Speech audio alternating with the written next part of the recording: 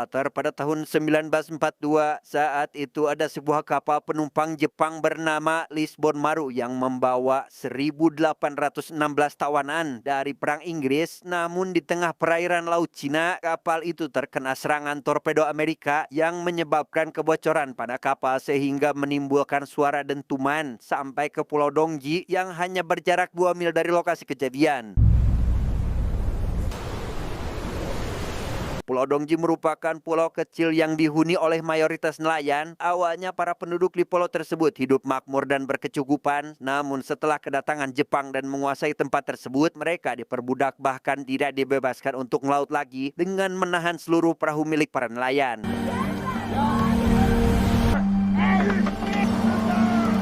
Dan kisah akan berfokus pada salah satu pemuda pembelot bernama Ahbi serta adik laki-lakinya, kita sebut saja si adik. Mereka yang saat ini masih berkesempatan melaut pun tak sengaja melihat pria asing tenggelam yang kemudian diselamatkan oleh si adik. Namun setelah ia berhasil membawa si pria asing ke tepi kapal, Ahbi yang memintanya untuk naik terlebih dahulu pun malah mengikat adiknya dan membiarkan si pria asing kembali tenggelam. Abi memutuskan pulang untuk mencari informasi yang sedang terjadi saat ini. Ia pergi meninggalkan adiknya di rumah yang masih diikat dan memperingatkannya agar tidak mencari masalah. Namun adiknya yang memang tak pernah ngawaro pun justru diam-diam kembali ke laut untuk menyelamatkan si pria asing tadi.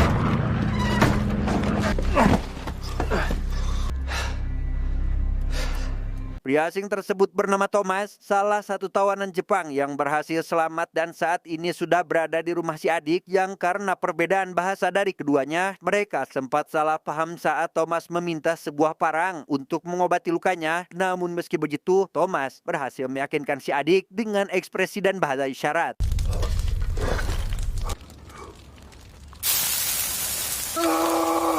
Si adik meminta bantuan seorang guru untuk bisa berkomunikasi dengan Thomas. Barangkali ada informasi penting yang harus mereka ketahui. Dan setelah diiming-iming sebotol minuman, si guru pun akhirnya menerima permintaannya itu. Namun begitu sampai di rumah, mereka mendapati Thomas sedang akan diusir oleh Ahbi.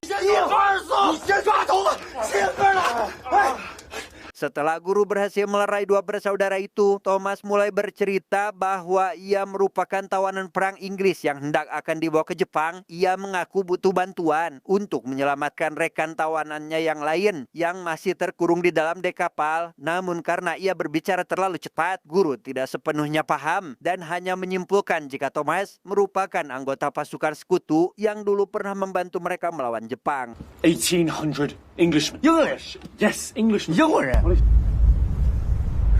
Mendengar bahwa Thomas adalah anggota sekutu, si adik lekas menutup seluruh akses pintu rumah karena khawatir Ahbi akan menjualnya pada Jepang. Sementara guru meminta Ahbi menyusup ke pos penjaga tentara Jepang untuk mencari tahu rencana apa yang sedang dipersiapkan oleh mereka. Meski sempat kesulitan, Ahbi akhirnya berhasil menerjemahkan surat laporan yang menyatakan bahwa Jepang akan segera mendarat di pulau ini untuk mencari keberadaan tawanan mereka yang telah hilang. Tidak lain adalah Thomas. Menyadari warga pulau berada dalam bahaya, Ahbi segera mencari Thomas yang sedang akan melarikan diri dan... What do you want? Atas dasar kemanusiaan, Ahbi akhirnya melepaskan Thomas dan meminta si adik untuk menjaga serta menyembunyikannya. Ahbi akan pergi menemui kakeknya yang merupakan sosok leluhur pulau untuk memberitahukan terkait semua ini. Namun selesai bercerita dengan si kakek dan hendak akan pulang, tiba-tiba... Ya, Ahbi tertangkap jaring hingga tak bisa kemana-mana lagi. Dan atas semua informasi tersebut, si kakek memerintahkan seluruh warga pulau untuk segera mencari Thomas sebelum tentara Jepang menemukannya terlebih dahulu.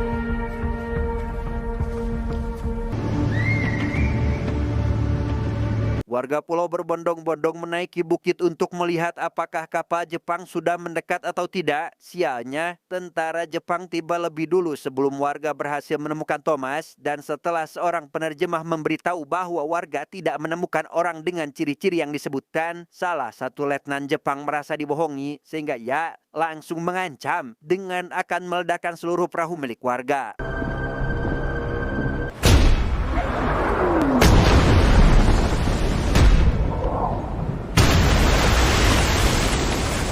Ledakan itu membuat Thomas ingin menyerahkan diri karena sadar jika warga pulau di sini tidak bersalah, dan pada momen inilah kekejaman para penjajah Jepang diperlihatkan yang dengan teganya menghabisi warga tak berdosa satu persatu demi agar mau buka suara.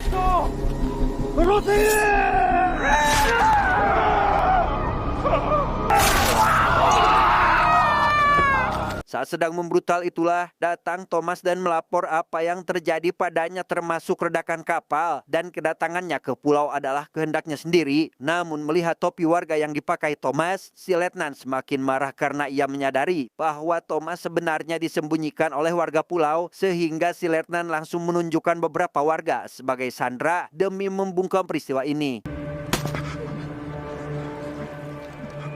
Karena tak ingin warga pulau dibawa oleh tentara Jepang, si kakek yang merasa bertanggung jawab sebagai leluhur tiba-tiba mengakui bahwa dialah yang menyembunyikan Thomas. Kemudian ia meminta agar dirinya saja yang dijadikan sandera dan melepas para warga, tetapi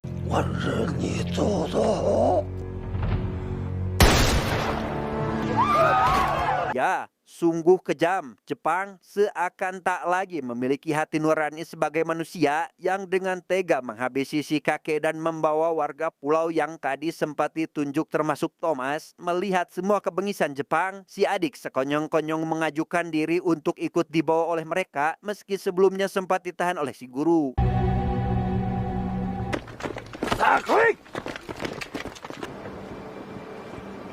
Abi yang sebelumnya tertangkap jaring pun akhirnya berhasil keluar setelah diselamatkan oleh Yuan, anak angkat dari si kakek. Setelah melihat kekacauan yang disebabkan oleh tentara Jepang, Yuan begitu terpukul karena kakeknya ikut menjadi korban. Begitupun dengan Abi, karena adik yang selama ia lindungi juga malah ikut dibawa oleh mereka.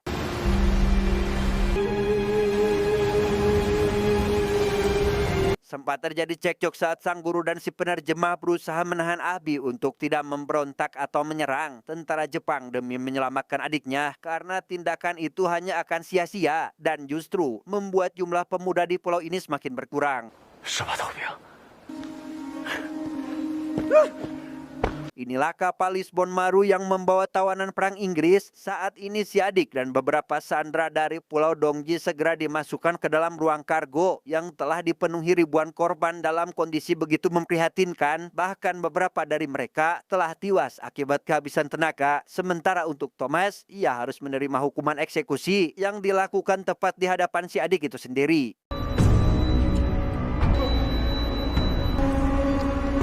Pimpinan Jepang memerintah si letnan untuk segera mengevakuasi seluruh tentara mereka dan amunisi sebelum kapal tenggelam, kemudian mengirimkan pasukan ke Pulau Dongji untuk menghabisi seluruh warga pulau demi mencegah kebocoran informasi. Sementara para tawanan akan dibiarkan terkunci di dalam dek kapal dan ditenggelamkan agar tidak ada satupun yang selamat.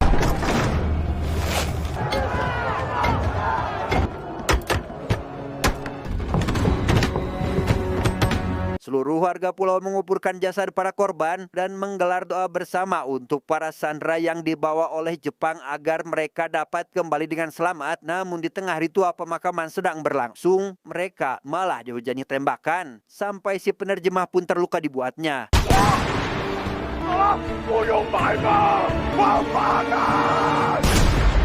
Tak bisa terus hidup sebagai budak Jepang, sang guru yang diketahui mantan tentara pun nekat menyerang pos penjagaan tentara Jepang. Namun karena senjata yang digunakan malah macet, ia pun berhasil tertangkap dan dijatuhi hukuman eksekusi hingga membuat seluruh warga pulau sangat sedih, terlebih para murid-muridnya yang setiap hari ia didik.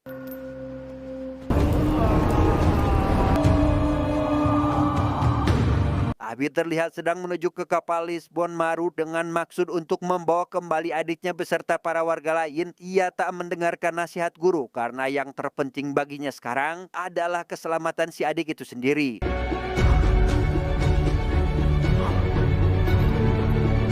Abi akhirnya berhasil menemukan si adik yang ternyata juga sedang berusaha melarikan diri, dan setelah Abi membawanya naik ke atas kapal, si adik justru bersikeras ingin menyelamatkan seluruh tawanan yang terkurung di dek meskipun Abi sudah sempat menahannya.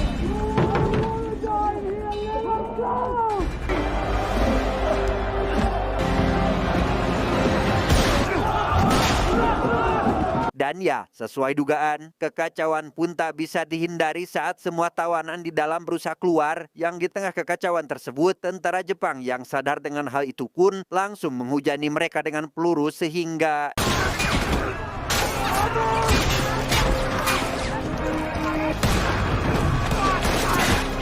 alhasil, Abi berhasil menyelamatkan beberapa sandera warga pulau termasuk sang adik. Namun setibanya di tepian pantai, Yuan pun lekas menghampiri mereka yang sejak tadi menunggu kepulangan mereka. Namun sayang, ia harus menerima kenyataan pahit bahwa adiknya telah maut karena rupanya sempat tertembak oleh tentara Jepang.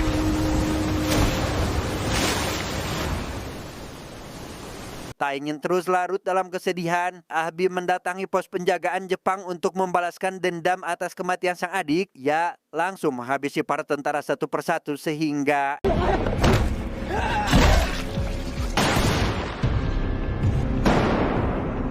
ya, selesai dengan itu, Abi langsung menemui Yuan serta para rekannya yang lain. Ia menyerahkan surat laporan milik tentara Jepang yang ternyata berisikan perintah untuk membantai habis warga pulau demi menutup rapat informasi terkait tawanan perang mereka.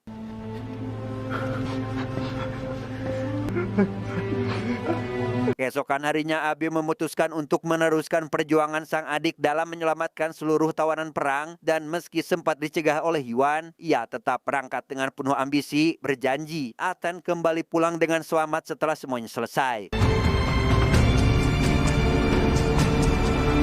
Abi diam-diam membuka penutup kargo yang telah terendam air, namun isi di dalamnya sudah tak ada lagi seorang pun yang selamat. Ia mencoba membuka kargo lain, tapi tiba-tiba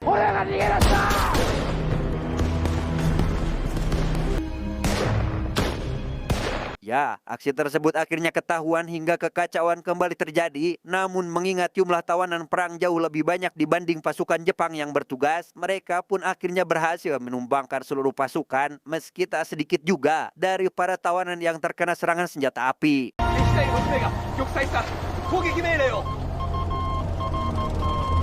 Seluruh tawanan perang yang masih hidup mengucapkan terima kasih mendalam kepada Abi karena telah menyelamatkan mereka. Para tawanan itu pun berjanji untuk terus berjuang dan melawan para penjajah karena warga pulau telah berupaya bahkan mempertaruhkan nyawa demi keselamatan mereka. And we're not fighting this war alone. Now let's survive this and get the bloody hell home. Baru saja merasakan ketenangan, mereka tiba-tiba diserang kembali oleh tentara Jepang yang mengirim pasukan tambahan menggunakan kapal-kapal kecil, sehingga Abi dan para tawanan pun langsung menceburkan diri ke laut untuk menghindari serangan sampai akhirnya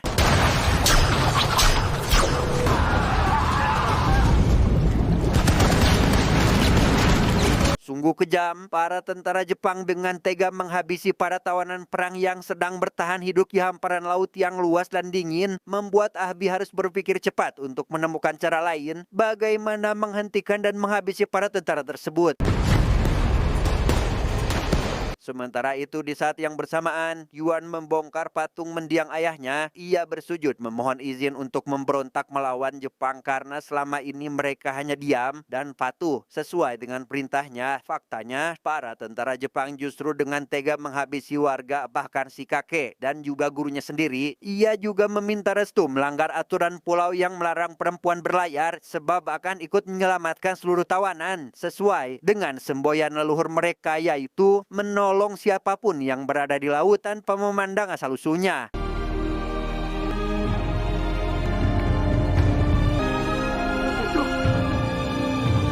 Dengan amarah yang memuncak, Abi akhirnya berhasil naik ke atas perahu dan menghabisi para tentara Jepang secara brutal. Dan dengan bantuan para tawanan, perahu-perahu yang mereka tumpangi berhasil dibalik sampai membuat semua tentara itu maut saat itu juga.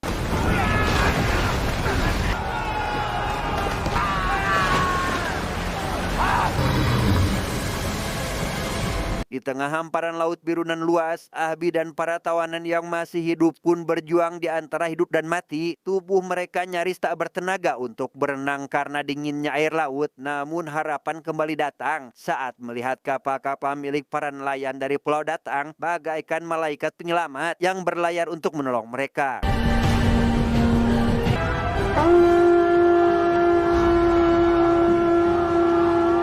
Dan Dan ya, disinilah momen epik diperlihatkan saat para nelayan yang biasa menjaring ikan kini menjaring ratusan manusia. Mereka bahu-membahu, berbondong-bondong, tua, muda, kecil, dewasa, laki-laki, perempuan, semuanya bersatu dalam satu tujuan yang sama, yaitu menyelamatkan seluruh tawanan atas dasar kemanusiaan.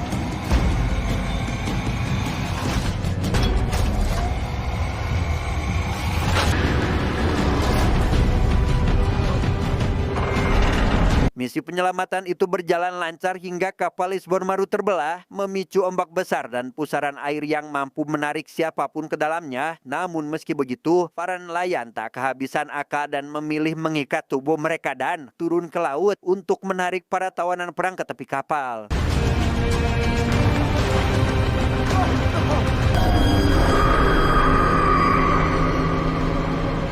Dengan menggunakan sampaan, Yuan kini akan menolong Ahbi dan kapal yang hampir akan masuk ke pusaran air. Ia melempar jangkar untuk menarik kapal tersebut, namun mereka kesulitan untuk mengaitkannya. Bahkan salah satu warga yang mencoba membantu pun justru tenggelam akibat derasnya tekanan arus air.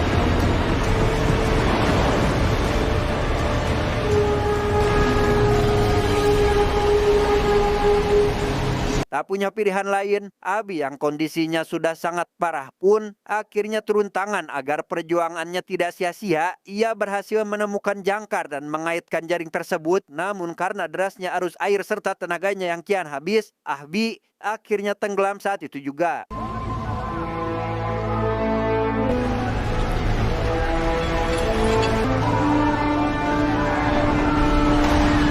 Peristiwa itu tentu menjadi duka yang mendalam bagi Yuan. Ia harus kehilangan Ahbi serta orang-orang penting lain di hidupnya. Ahbi yang memang sosok berjasa atas keberaniannya melawan para penjajah pun kini gugur di lautan lepas menyusul sang adik yang sudah lebih dulu pergi.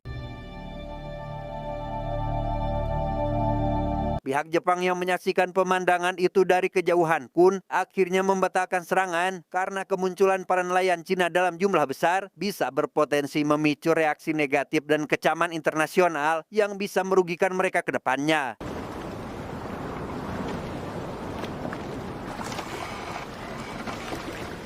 Sebanyak 384 tawanan perang yang selamat akhirnya berhasil mendarat di Pulau Dongjie. Mereka lekas memberikan penghormatan kepada seluruh warga pulau atas keberanian mereka menembus blokade serta aksi heroik yang telah menyelamatkan nyawa hingga pada akhirnya para tawanan itu dapat kembali dan pulang ke rumahnya masing-masing. Salute!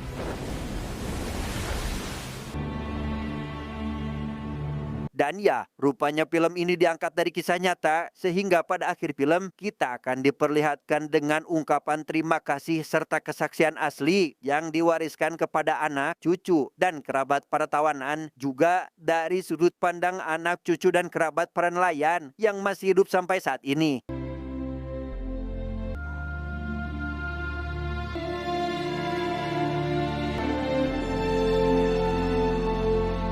Tamat. Endingnya sangat membagongkan.